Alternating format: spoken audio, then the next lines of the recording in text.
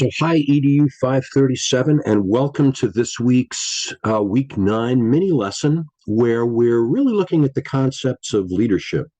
And in particular, we're using Ernest Shackleton as an example of how leadership develops. And our question for this week is: Are leaders born, or are they made? So I'm going to quickly try and share with you a PowerPoint that's hopefully going to bring us at least some thinking about this, potentially not some complete answers, but I guess I in some ways have my own ideas about leadership and how it works and whether or not it's born or made.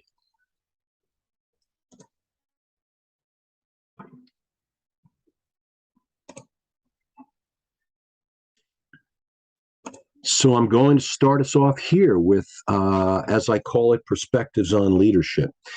So this is going to bring us back to the beginning of our course, where we talked about great leaders, great events, transformational theory, looked at some different ideas about how to structure conversations about leadership and where and how leadership is developed.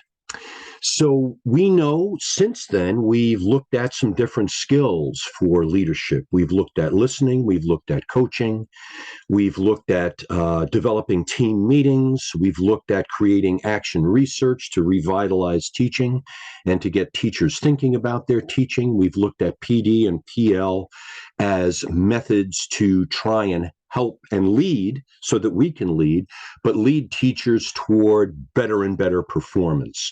So we know that leadership has to do with that performance and has to do with engaging with followers, being a follower ourselves, and helping to manage different projects and different programs going forward so that they can be successful, and ultimately so that in schools we can recognize student achievement. So we're coming back away from those skills and we're looking at more at some of those concepts for the next couple of weeks. So the questions again, are leaders born or made? So there are these theories about leadership, the great man theory, that indeed leaders are born and they're found, they step up, and they lead nations, they lead corporations, they lead schools. There's the great events theory, which is that something happens, there's a crisis of some sort, or a great event takes place. Think about World War II, think about Churchill, FDR, Stalin, Hitler, the various leaders in World War II. And there's a crisis that brings people together and that propels a leader to the front of the pack, more or less.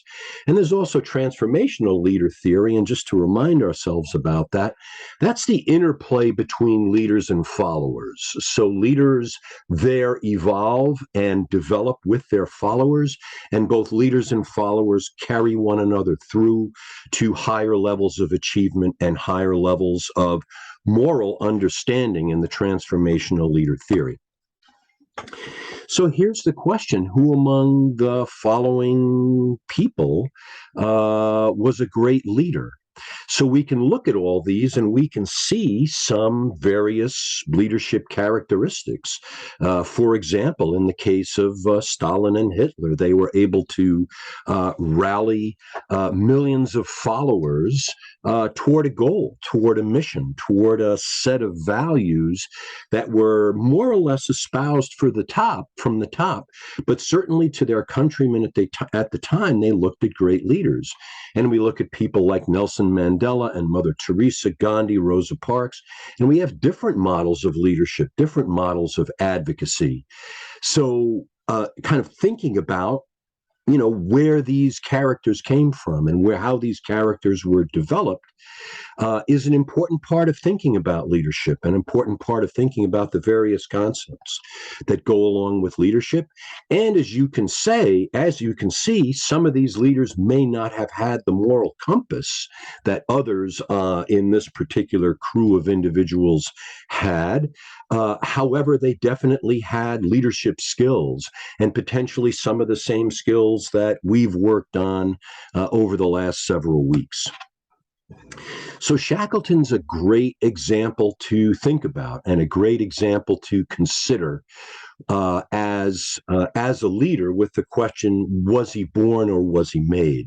Because as we read, he came from not necessarily humble beginnings, but he didn't show himself to have the real leadership capacity that he was able to exhibit on his Antarctic voyage in 1914 on the Endurance. He didn't show those kinds of qualities and traits right from the beginning. In fact, he was fairly mediocre in school and fairly mediocre among his mates. What's interesting, though, about Shackleton is that we learn about him in the book, right? And we find out that indeed there's a Shackleton family motto: by endurance we conquer. That's a pretty powerful idea. And in some ways, as I was reading through Shackleton again, I was realizing that, and this is in the preface, by the way, which I didn't give you to take, I didn't ask you to take a look at, but I think you should, because it also creates some background and gives us some additional information about Shackleton, his upbringing, and the impact he's had on the world. So, but this idea of by endurance we conquer is almost like a mission statement, right? It's got a mission, vision. There's a value that's implied in this particular statement. So in some ways, Shackleton walked into a family, or was born into a family, which had some sense of direction and had some sense of an overall ethos, an overall atmosphere, an overall environment where endurance was so important. So Shackleton was certainly shaped by that idea. We also read about the fact that he had a lot of curiosity as a child. He was very bookish. He liked to find things out and learn things. So right there, we're back to this idea of leaders being first and foremost curious. I really appreciated the fact, too, that he had 8 sisters and a brother in his family, and aunts and mothers who took care of the family, took care of the children. So he had a lot of examples of what they call in the book this sort of feminine perspective and feminine leadership.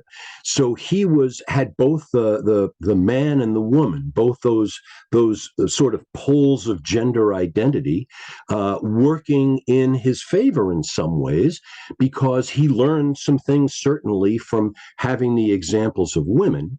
And we also know that he modeled a sense of fairness. And there's that brief scenario where he goes after someone who's been bullying someone else, and basically lays the bully low.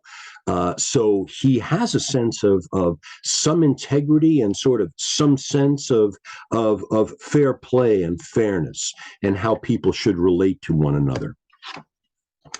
So, of course, we read in this week's portions of the Morell and Caporell book the idea of developing a good crew. And, of course, right away, you have some understanding, or you get some understanding of what you need to do as leaders in order to begin to develop your projects, your work as a literacy specialist.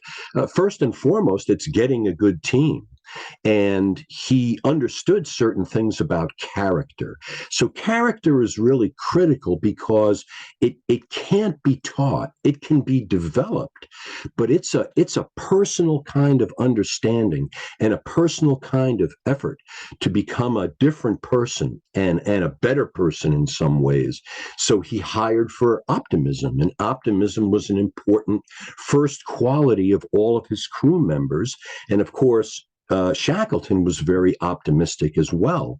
So again, as we talked about last week, you want your enthusiasts and you want your first adopters, the people who will adopt the change first, to be members of your team, because they bring a sense of optimism and a belief in the future.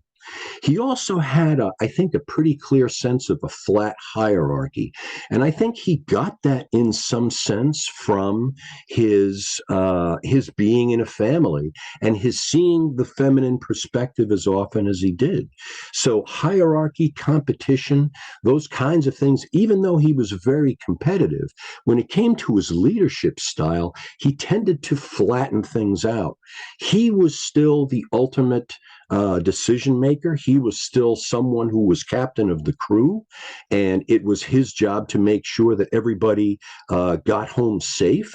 But in the meantime, he developed this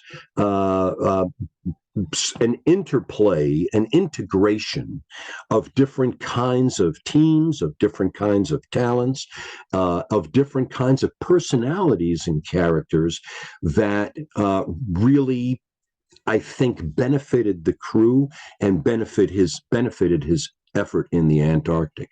And of course, we know that he understood endurance by all means, because he was able to endure personally so much. And his dying at a young age of 47 in large part is a result of the fact that he did, on so many of his voyages, on his trek to the South Pole, where he came up short, endured incredible hardship, but kept going. So he certainly had that kind of strength.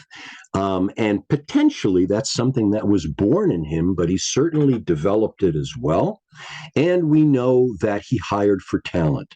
So he hired individuals who were curious, and he also hired people with different talents that could integrate and work in cross teams.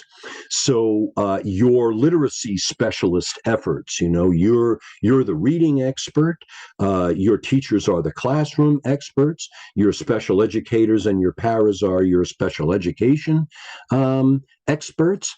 Your administrators are the administrative experts. So the team that you bring together, the crew that you develop, has all these different perspectives, and that kind of meld, that kind of balance in that more or less flat hierarchy for Shackleton worked really well in terms of his being able to lead his crew.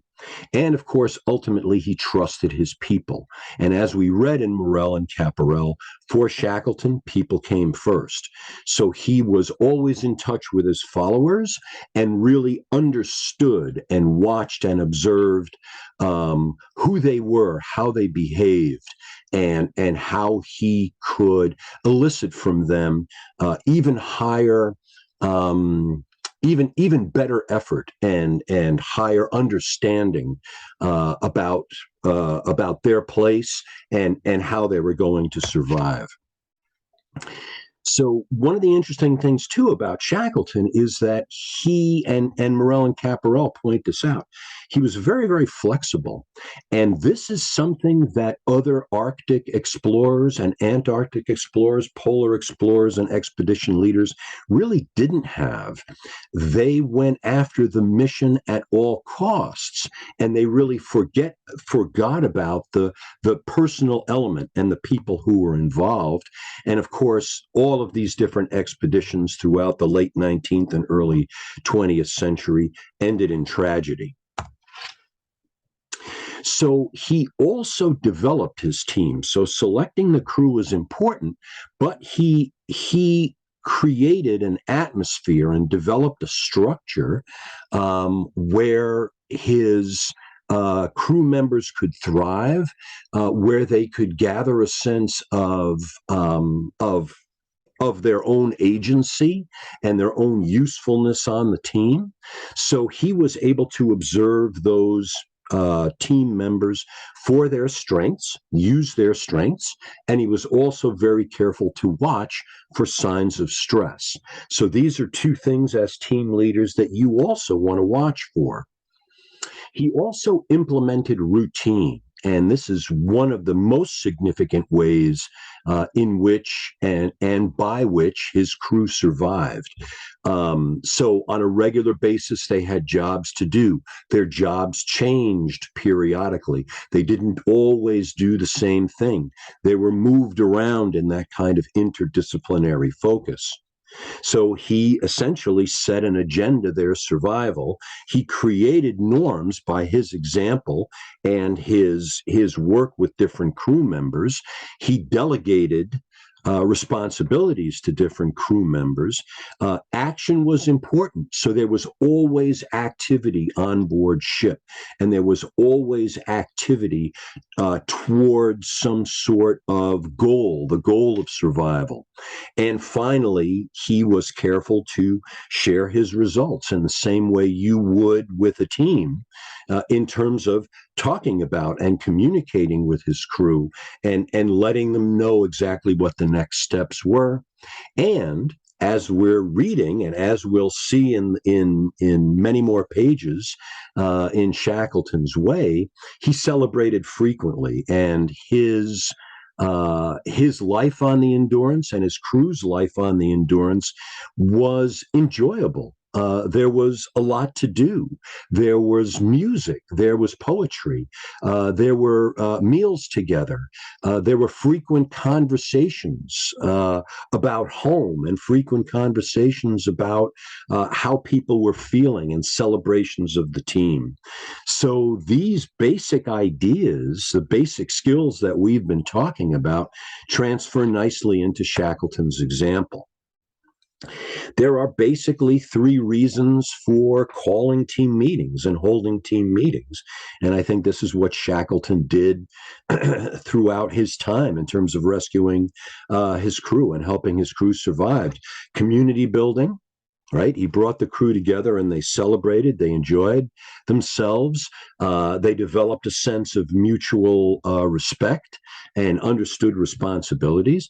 Information gathering, where are we? Where are we? What are we doing? What's our fate? What else can we learn? So that curiosity carries over with his crew and in team meetings. And finally, making decisions. Remember, in order to create good meetings and in order to lead well, you want action. You want your team members to be able to see that the team is moving in a particular direction and that decisions are being made. So, was he born or was he made? Well, he definitely was born with curiosity, and I don't necessarily know that that's innate for Shackleton, and he's the only one. I think we as humans are really pretty curious people, but he was curious about leadership and curious about the Antarctic, curious about trying to survive and being captain of a ship. He learned so much, wrote so much, and thought so much about all the things that would shape him and make him, but he was naturally curious. I want to come back to that idea that he sort of understood the sort of polar dimensions of gender, and that was helpful for him as well. That in some ways, that kind of polarity can develop charisma in leaders. I remember hearing about Barack Obama's polarity of being from a mixed race marriage as helping to develop his charisma. And I think it's those kind of polarities that can create charisma. I also think charisma is a skill. That's not something that's inherited, but it's really understanding yourself enough to know what those kinds of balances are in your life. He observed leaders whom he worked with. He also observed followers, and he was a follower for a long time in his career. So he developed that sense of what kind of interchange and interplay and intersection there could be between leaders and followers. He also saw bad leaders, so he knew what to do in order or what not to do in order to lead and in order to survive. And ultimately, one of the things that he developed and was part of the kind of integrity that he did have, at least in terms of his leadership, but he learned to follow through on his word.